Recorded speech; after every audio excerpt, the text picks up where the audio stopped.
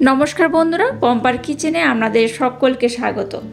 আজ আমি আপনাদের সাথে একটা নরম তুলতুলে রসগোল্লার রেসিপি শেয়ার করব, তবে আটা ময়দা বা সুজি দিয়ে নয়।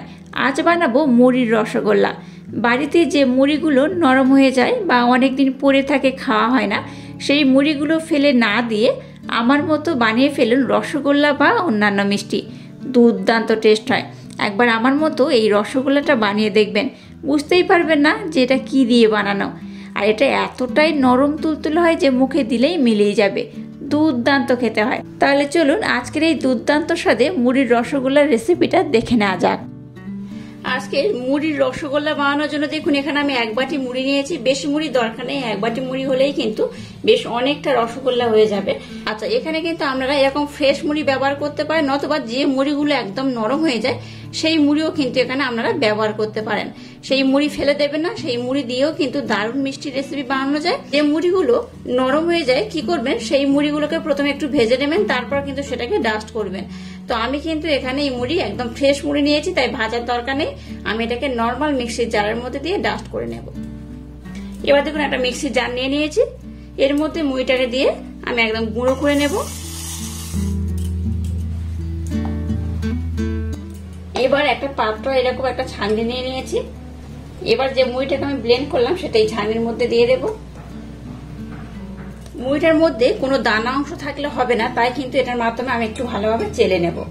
আপনারা এখানে চেলুনিও ব্যবহার করতে পারেন। তো আমি এটার মাধ্যমে একটু ভালোভাবে চেলে নেব, যাতে এর মধ্যে কোনো দানা দানা অংশ না থাকে। এই দেখুন, এই যে দানা দানা অংশ রয়েছে এটাকে আমি বাদ দেব। দেখুন যে মুড়িটাকে আমি ডাস্ট করলাম সেটা কিন্তু এই পরিমাণে হয়েছে।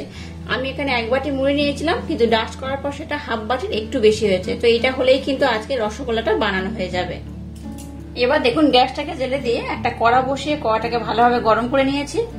এবার যে বাটির মাপ করে আমি এক বাটি মুড়ি নিয়েছিলাম সেই বাটির মাপ করে এখানে এক বাটি আমি লিকুইড দুধ নিয়ে নিয়েছি।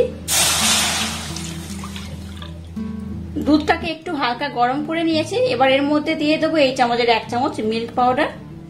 মিল্ক পাউডারটাকে দুধের সাথে একটু ভালোভাবে মেল্ট করে নেব। আর আজকের এই সম্পূর্ণ প্রসেসটা কিন্তু গ্যাসের ফ্লেমটাকে লো টু হালকা মিডিয়াম দিয়ে বানাতে হবে। গ্যাসের ফ্লেমটাকে একদমই হাই দেবেন না। এই পর্যায়ে এখানে 2 চামচ আমি চিনি দিয়ে দেব। মিষ্টির জন্য এখানে চিনি ব্যবহার করলাম, আমরা চাইলে কিন্তু মিষ্টি ব্যবহার করতে পারেন। এবার চিনিটাকে দুধের সাথে আমি খুব ভালোভাবে মেল্ট করে নেব। দুধটাকে দেখুন আমি কিন্তু আগে থেকে একটু বেশ ঘন করে জাল দিয়ে নিয়েছি।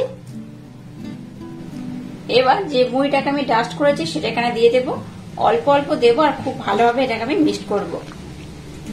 একেবারে একসাথে সব দিয়ে দেবেন না, অল্প অল্প দেবেন আর এইভাবে কিন্তু মিক্সড করবেন।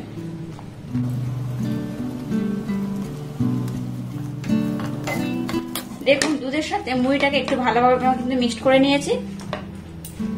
এবার মিষ্টির বাইন্ডিং যাতে খুব সুন্দর হয় তার জন্য এখানে 1 চামচ ময়দা দিয়ে দেবো। খুব বেশি নয়, 1 চামচ দিলেই হবে। ময়দা দিয়ে আবার এটাকে আমি খুব ভালোভাবে মেখে নেব। দেখুন সমস্ত উপকরণ খুব ভালোভাবে আমি মেখে নিয়েছি। এই পর্যায়ে এখানে আমি 1 চামচ ঘি দিয়ে দেব।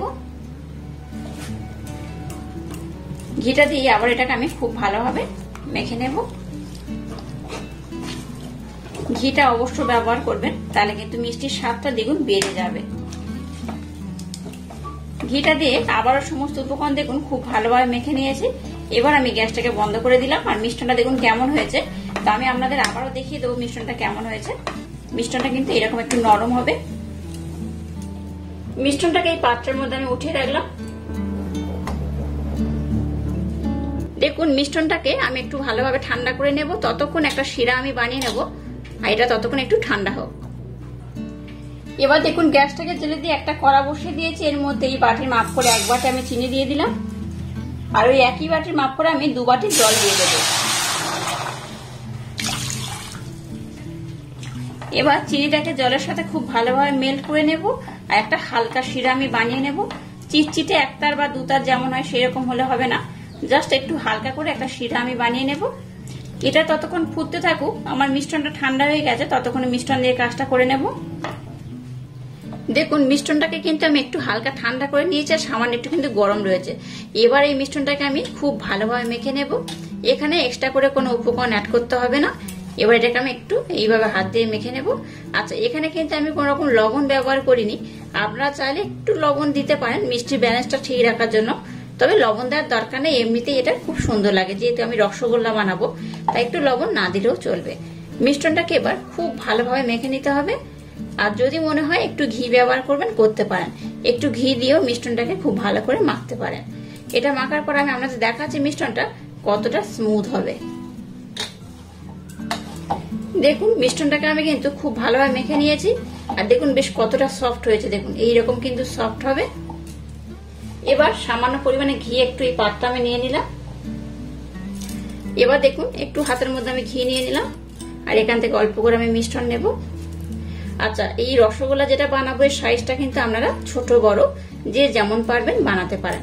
আমি খুব বড় করব না, আবার খুব ছোটও করব না, এইভাবে বানিয়ে নেব। এই রসগোল্লাটা এতটাই সুন্দর হয় আপনারা বুঝতেই পারবেন না যে এটা ছানা দিয়ে বানানো না মুড়ি দিয়ে বানানো। অসম্ভব সুন্দর খেতেও হয় আর দেখতেও খুব সুন্দর হয়। যাই হোক, এমন ভাবে গোল করবেন কোথাও যেন না ফাটল থাকে। দেখতেই পাচ্ছেন কতটা সুন্দর গোল হয়েছে, একদম সুন্দর বলের মতো গোল হয়েছে। আর এইভাবে সবগুলোকে আমি বানিয়ে নেব। আর সাইজটা কিন্তু আপনারা একটু ছোট বড় করেও বানাতে পারেন। প্রত্যেকটা দেখুন খুব সুন্দরভাবে গোল হয়েছে আর গোলের মধ্যে কিন্তু কোনো রকম ফাটল থাকা যাবে না, একদম এইরকম স্মুথলি গোল হতে হবে। এই একইভাবে সবগুলোকে আমি বানিয়ে নেব। দেখুন রসগোল্লা শেপ দিয়ে সমস্ত মিষ্টিগুলোকে আমি বানিয়ে নিয়েছি আর কত সুন্দর হয়েছে। দেখুন এই দেখুন সবগুলো কিন্তু একদম গোল হয়েছে আর মোটামুটি সবগুলো দেখুন একই মাপে হয়েছে।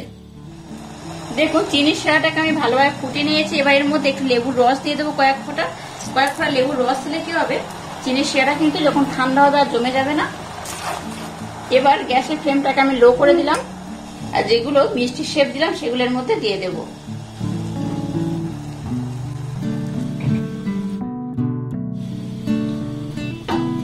এবার এখানে কোন রকম হাতা, খুন্তি বা চামচ ব্যবহার করবেন না। এই কড়াটাকে ধরে এইভাবে একটু কন্টিনিউ অনবরত নাড়াতে থাকবেন। দেখবেন মিষ্টিগুলো গোলও থাকবে আর খুব সুন্দরও হবে। গ্যাসের ফ্লেমটাকে এবার লো টু মিডিয়াম দিয়ে মিষ্টিগুলোকে আমি বানিয়ে নেব। এই শিরার মধ্যে দিয়ে কিন্তু 8 থেকে 10 মিনিট একটু লো ফ্লেমে ফোটাতে হবে। তো এটাকে ঢাকা দিয়ে দিয়ে ফোটাবেন। আমি প্রথমে 2 মিনিটের জন্য এইভাবে একটু ঘুরিয়ে ফিরিয়ে নেব। এবার গ্যাসের ফ্লেমটাকে একদম লো রেখে ঢাকা দিয়ে এটাকে আমি 2 থেকে 3 মিনিট হতে দেব। দেখুন মিষ্টিগুলোকে ঢাকা দিয়ে দিয়ে আমি খুব সুন্দর করে বানিয়ে নিয়েছি। এবার আমি গ্যাসটাকে বন্ধ করে দেবো। তো যাই হোক, এবার এটাকে আমি ঢাকা দিয়ে কিছুক্ষণ রেখে দেবো। কিছুক্ষণ পর আমি দেখাচ্ছি মিষ্টিগুলো কত সুন্দর হয়েছে।